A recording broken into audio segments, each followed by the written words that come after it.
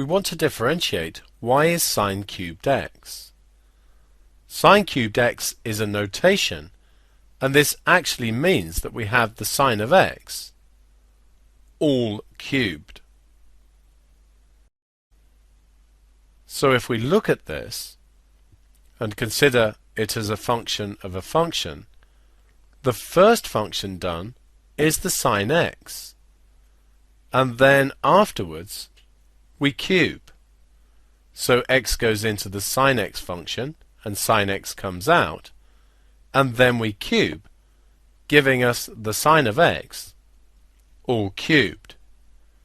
This then is the first function, or the inside function,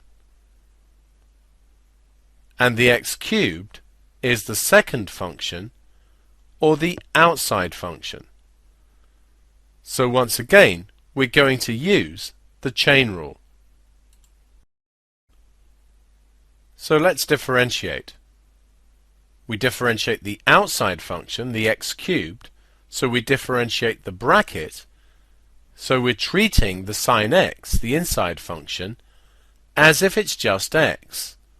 Remember, if we differentiated x cubed, we'd get 3x squared. So the sine x is being treated as if it is x.